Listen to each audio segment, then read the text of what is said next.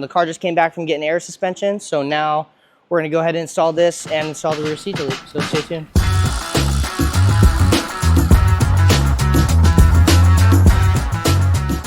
Continuing on this year's G8x SEMA that we're calling this year's SEMA, we've got the first G87 M2 Widebody with Aeroworks and Zaco. We've got this Flossmann G82 M4, and it's about to be loaded up in a little bit. But before we talk about what we did to the car and all the different stuff that we put on, wanted to talk about Flossmann a little bit.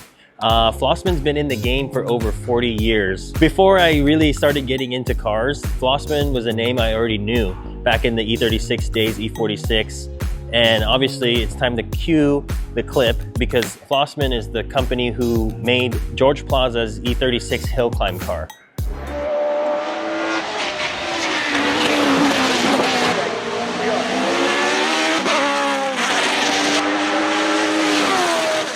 So not only was that the car that I dreamed about growing up, but their E46 Widebody GTR kit, they have the crazy E92 GTR kit, and now we've got this amazing looking G82 M4. As always, CSF is always kind enough to help us out with our SEMA projects.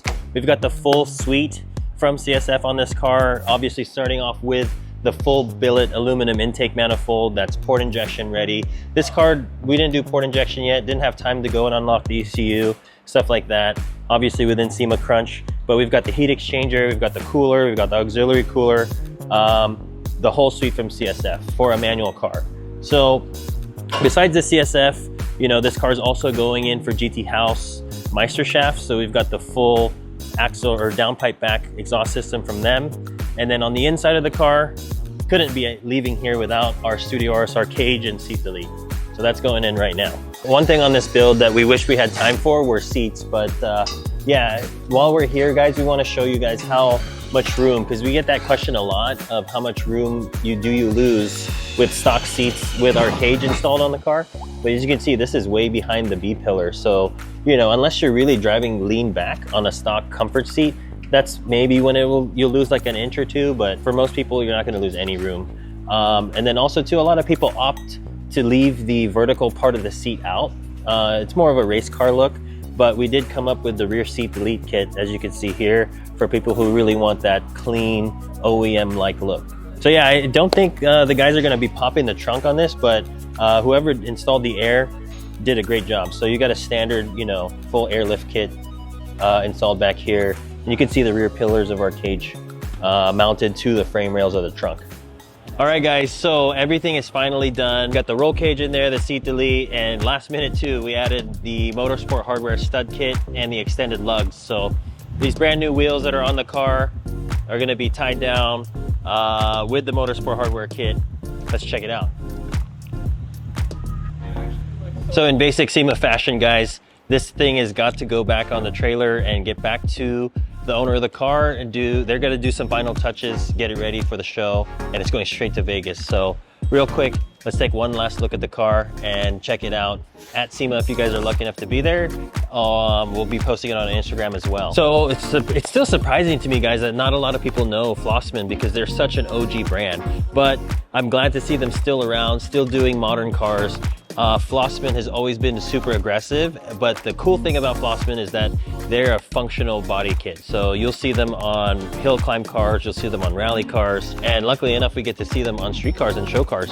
So you can see how aggressive this kit is. It's been designed for aerodynamic efficiency. You know, you've got all the basic things that you need. You got wheel vents, you got the canards guiding the air around the side of the car. You've got the venting for the front arch to get the air out of the front arches. You've got this nice side skirt extension, and then look at the size of the rear arch. You know, this looks OEM, but it's not. It's a lot wider. I don't know the exact millimeters of how much wider it is, but it looks perfectly clean. Coming around to the back side of the car, the only thing that I could critique is that, you know, this car came with parking sensors. So obviously if you don't want parking sensor airs or you want the functionality of your parking sensors, the factory wires on the car, the harness, the length of the harness, you know, restricts it. And you can kind of see, obviously, again, Flossmann being a functional kit, they're trying to get the air out of the wheel arches. So you can still see the wire for the parking sensor in there. That's probably my only critique about this kit. I didn't even see these little things before, but you know, this all helps with aerodynamics. The fact that it's a swan neck wing, it's perfectly placed over the trunk. I think actually, you guys, you'll have to check out the pictures and the videos later on when the car's at SEMA. I think because we're still driving it around, they left the diffuser off.